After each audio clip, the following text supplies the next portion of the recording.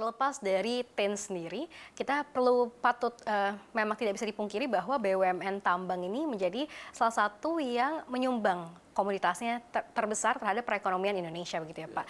Nah, sejauh ini evaluasi dari BUMN terhadap kinerja BUMN tambang hingga akhir tahun kemarin bagaimana sih Pak? Kalau tambang kita, Freeport keren banget ya. Freeport keren banget loh.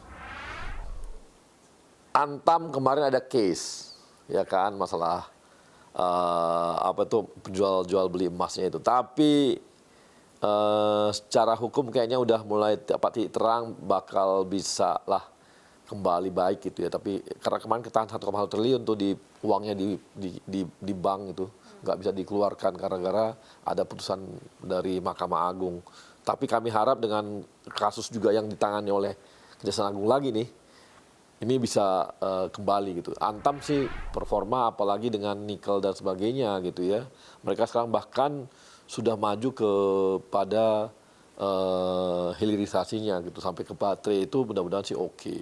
Kemudian PTBA ya batubara sampai hari ini juga bagus ya, yang memang yang di Inalum. Nah, Inalum ya kita tahu Inalum juga apalagi dia kalau Inalum tuh justru banyak orang stres. Kenapa? Kapasitas produksi dia udah ini tinggi banget gitu. Jadi orang rebutan sama barang dia gitu. Jadi bisa dikatakan hampir semua performa BUMN pertambangan kita bagus gitu ya. Kalaupun jelek lebih karena harga market. Misalnya batu bara turun gitu-gitu. Tapi dari sisi kinerja produksi sih enggak. Tapi kinerja keuangan hanya terpengaruh pada harga marketnya batu bara itu gitu. Kemudian jadi cuma timah ini memang. Jadi dari berapa tahun terakhir ini selalu kalau ngomongin itu ya timah gitu yang jadi drop. Freeport hari itu sempat, tapi karena bukan gara-gara apa-apa, karena lagi produksi untuk penyiapan produksinya memang butuh setahun 2 tahun. Tapi setelah mulai berproduksi naik lagi, apalagi smelter di Gresik itu akan jalan, wah itu lebih kinclong lagi nanti kinerjanya dia gitu. Oke, kalau ekspektasi terkait kinerja BUMN tambang di tahun ini ke depannya bagaimana Pak?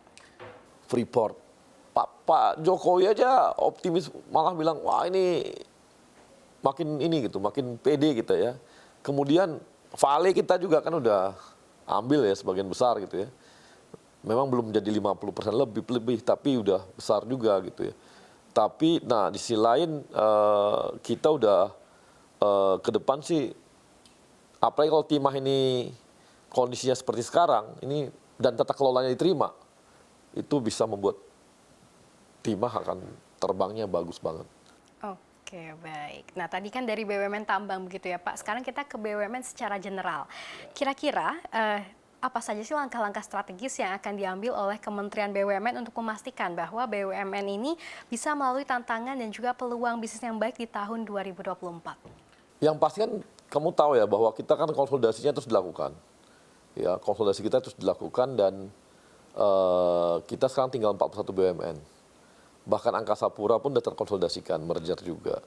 Jadi langkah-langkah yang dilakukan oleh Pak Erik selama hampir 5 tahun ini adalah langkah-langkah strategik pengubahan format dan bentuk dari transformasi ya. Jadi dari BUMN sampai ada yang mengatakan nih gitu ya, ini maaf nih gitu ya.